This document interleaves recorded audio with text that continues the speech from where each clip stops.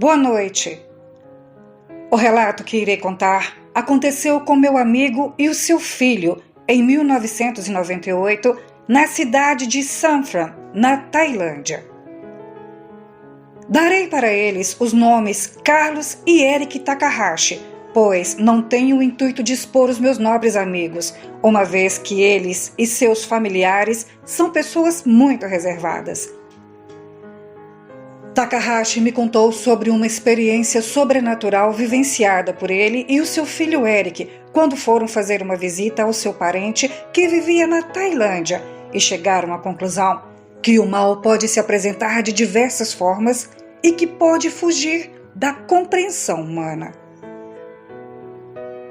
Irei narrar os fatos em primeira pessoa conforme ele me relatou quando esteve em minha casa, aqui, no Rio de Janeiro, no ano de 1999.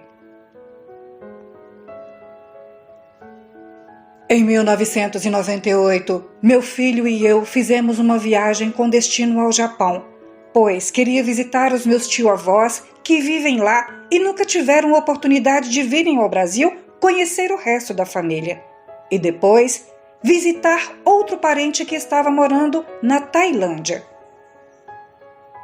O nosso destino era a cidade de Kyoto, ao sul do país, já que faziam mais de 20 anos que eu não via minha tia Mushiko e o meu tio Miyoshi, e a última vez que tinha tido contato com eles, eu estava apenas com 15 anos de idade, e não via a hora de revê-los novamente.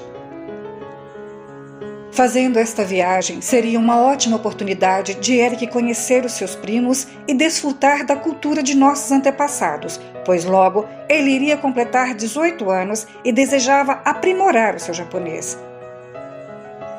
Uma coisa que me deixou triste foi o fato de minha amada esposa Elisa não poder ir conosco. Certamente ela iria amar conhecer o Japão e descansar um pouco mais, porém, como nós somos uma família evangélica, ela teria que ficar ao Brasil para o Congresso da Sociedade de Mulheres da nossa igreja e, por isso, não poderia viajar conosco. Alguns dias antes da viagem, fui ao escritório de advocacia, pois havia ganhado uma causa contra a Companhia de Energia Elétrica e com esse dinheiro eu poderia viajar tranquilamente. E ao chegar ao escritório, o advogado me deu um cheque para ser descontado no banco. Logo que saí dali, fui à agência e transferi os valores para minha conta e depois passei no colégio dos meus filhos para pegá-los.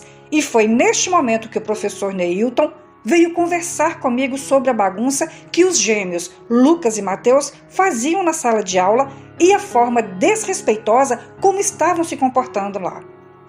Eu fiquei extremamente decepcionado, sem falar da vergonha que passei na frente de professores e outros pais de alunos, pois esta não era nem de longe a educação que tinha dado para os meus filhos. E assim que cheguei em casa com os meninos, mandei que subissem para tomar banho, pois logo assim que terminasse o almoço, nós iríamos conversar sobre o comportamento deles no colégio e a vergonha que passei na rua. Elisa estava na cozinha preparando o almoço e conversando com a vizinha. Naquela época, Eric ainda não tinha chegado, pois ele estudava em Deodoro, fazendo um trabalho escolar de campo. E assim que terminamos o almoço, minha esposa e eu demos umas broncas nos meninos e, como punição, não permiti que eles fossem comigo na viagem para a Ásia. Como só faltavam 3 dias para o período de férias escolares, seria uma ótima oportunidade de viajarmos todos em família. No dia da viagem, com tudo arrumado, fomos para o aeroporto, pois o voo com destino a Tóquio sairia às 9h30 da manhã e o outro só às 11 horas. Eu me despedi de Elisa e Eric fez o mesmo com sua namorada Carol. Já dentro do avião, na poltrona perto da janela, meu filho ia olhando o avião decolando e, para me distrair, liguei o rádio de fita cassete com fones de ouvidos. E a viagem estava maravilhosa. Eu ia escutando Phil Collins, Air Supply e Elton John. Relaxei, peguei no sono e quando despertei, o avião já estava chegando em Paris. E logo depois, finalmente estávamos chegando no Japão. Quando eu desci, estava passando na fileira com o Eric e avistamos o meu primo Takumi, que nos esperava, pois iríamos primeiro passar em sua casa e logo em seguida iríamos para Kyoto encontrar o restante da família. Como estávamos no mês de julho, o país estava um verdadeiro paraíso, pois em todos os lugares haviam cerejeiras rosas e roxas. Aliás, os rios e lagos estavam maravilhosos com aquelas árvores. Logo depois chegamos à casa de Takumi. Sua esposa tinha preparado um sanduíche de queijo tofu e temaki. Comemos e depois ficamos ali conversando. Já era por volta das 7 horas da noite quando Eric resolveu sair com os filhos adolescentes de Takumi, Yoko e Ken, para o centro de Tóquio. Como eu estava um pouco cansado, resolvi ficar em casa fazendo companhia para meu primo e sua esposa, já que no outro dia iria para a casa dos meus tios em Kyoto. E depois de muito bate-papo, fui dormir. Mas Eric ainda não havia chegado. Enquanto dormia um sono pesado, eu sentia que algo me sufocava. E ao mesmo tempo, parecia que o meu corpo estava sendo puxado por um abismo sem fim. Eu não sabia descrever que sensação horrível era aquela, mas parecia que uma energia maligna me cercava enquanto os meus olhos estavam fechados. No outro dia, quando me levantei da cama e vi que meu filho estava dormindo no colchonete ao lado e roncava um pouco alto, fui ao banheiro, tomei um banho e fiquei olhando as árvores e pássaros, quando a filha do meu primo veio nos chamar para o café da manhã. Ao terminar a refeição matinal, partimos para Kyoto. Enquanto o carro ia andando pela pista, nós ficávamos maravilhados com as belezas naturais. 1 hora depois, chegamos em casa de meu tio Miyoshi. Nós visitamos castelos de samurais e templos shintoístas e, à medida que ficava ali, sentia uma energia pesada no lugar. Mesmo assim, gostamos bastante dali, pois os festivais eram maravilhosos e as conversas com meus tios nos distraíam bastante. O dia estava terminando quando o telefone tocou. Era meu primo Masashi, que estava na Tailândia vivendo perto de uma cidade antiga chamada Sanfran. Como eu estava com as passagens dos gêmeos e para não termos dores de cabeça com a troca, Eric e eu resolvemos ir conhecer aquele país que não era muito longe.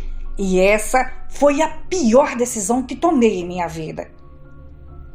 Meu tio nos levou para o aeroporto e partimos para a Tailândia, e em poucas horas já estávamos chegando em Bangkok.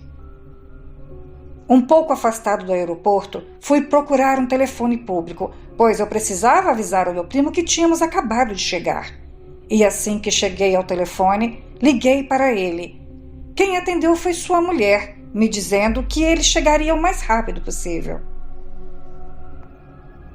Ficamos por ali esperando meu primo chegar e notei que aquela paisagem exótica misturada com uma energia pesada parecia me incomodar um pouco. Era como se alguma coisa muito ruim estivesse prestes a ocorrer. Porém, eu procurava disfarçar minha preocupação, já que não queria deixar o Eric preocupado também. Pouco tempo depois, Masashi chegou para nos buscar. Nós não iríamos ficar muito tempo naquele país, pois em poucos dias eu voltaria para minha rotina normal de serviço na repartição pública estadual, e Eric viajaria para o Chile com sua namorada para assistir o show do Backstreet Boys. Dentro do carro, íamos conversando e olhando a paisagem. Quando o carro foi se aproximando de uma floresta, olhei rapidamente e vi uma figura estranha em cima de uma árvore. Era um ser com corpo de macaco e rosto humano. Eu tinha olhado 2 vezes e, de repente, aquela coisa sumiu rapidamente. E, meio em choque, eu disfarcei o meu medo, pois algo dizia dentro de mim que eu não deveria estar naquele lugar. Mas tudo acabaria bem. Meu primo foi dirigindo o carro por longas horas e fomos nos afastando do centro da cidade. E faltando alguns minutos para nossa chegada na cidade, passamos perto de grandes estátuas, gigantes de pedra, e templos antiquíssimos, inclusive alguns deles encobertos pela floresta.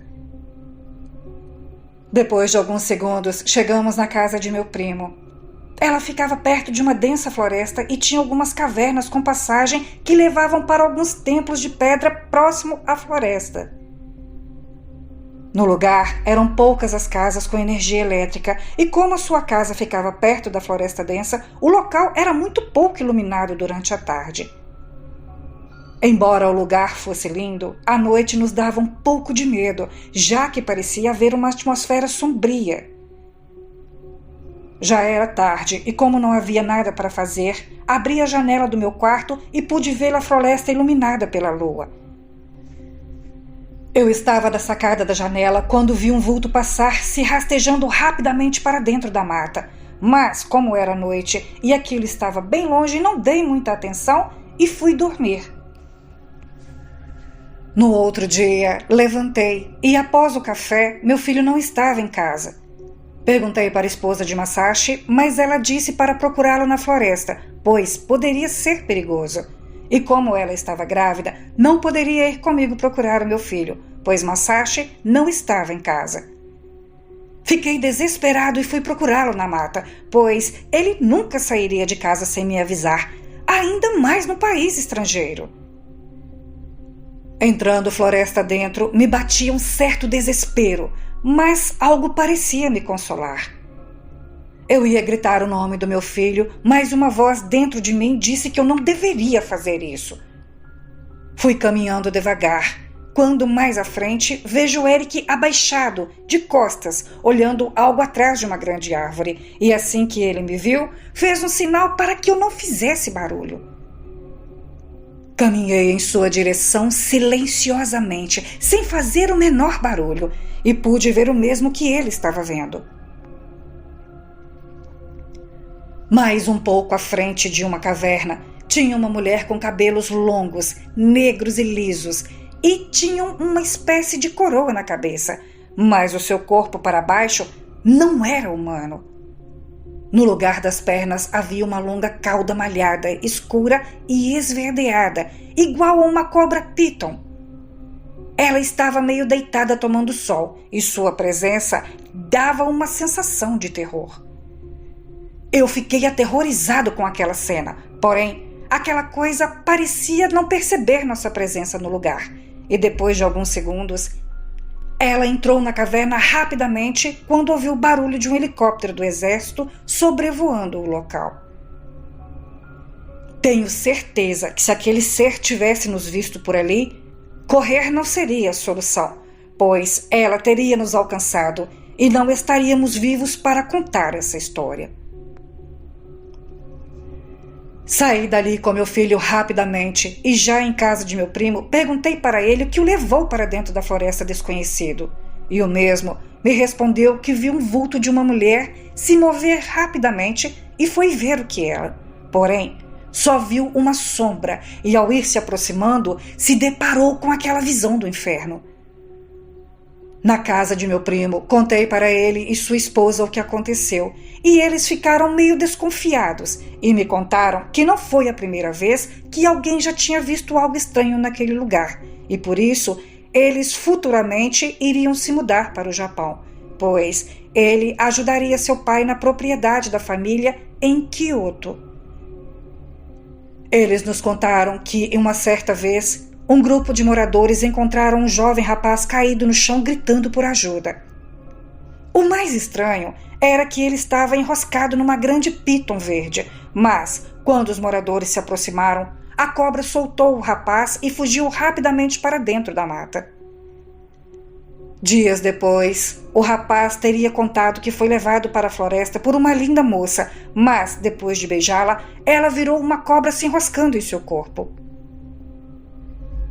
Eu fiquei aquele dia todo pensando naquela coisa monstruosa e só foi já no final da tarde, enquanto estava na janela, que eu a vi novamente nos observando de longe, enroscada no tronco de uma árvore. E assim que ela percebeu que eu tinha lhe visto, saiu rastejando e sumiu na mata densa. No dia seguinte, Eric e eu resolvemos voltar para o Rio de Janeiro. mas teríamos que dormir mais uma noite ali e partir no dia seguinte. Já era tarde da noite quando olhei para o alto e vi diversos vultos negros girando no céu. Aquelas coisas subiam e desciam por mais de 15 minutos. Eles pareciam com névoas negras e no lugar de olhos saíam luzes vermelhas. Chamei meu filho para ver e foi nessa hora que um dos vultos desceu e se materializou, assumindo a forma daquela mulher diabólica. Ela ficou nos olhando de longe, enquanto os outros continuavam girando em círculos. E foi nessa hora que eu gritei pelo nome de Jesus, fazendo aquela coisa e os outros demônios desaparecerem. Na manhã seguinte, pedi para o meu primo que nos levasse para o aeroporto, pois eu não ficaria nem mais um dia ali. E depois disso, chegamos ao Brasil. Depois de alguns meses, recebo uma carta do meu primo avisando que ele tinha voltado para o Japão e seu filho havia nascido. Mas o fato que mais me chamou a atenção naquela carta foi quando ele disse que um monge local havia ido até sua casa dizendo que ele e sua esposa deveriam sair dali, pois uma entidade por nome de Mãe Bia não conseguia mais permanecer ali, já que um homem de vestido branco estava habitando perto da casa dele e por isso ela não estava mais aparecendo no lugar. Como ele teria que voltar para o Japão, não deu muita atenção para o monge local. Takashi me contou tudo isso enquanto morava no Rio de Janeiro. Hoje, ele mora com sua família no Paraná e o seu filho Eric se casou mais tarde com Carolina e hoje vivem no Canadá. Boa noite.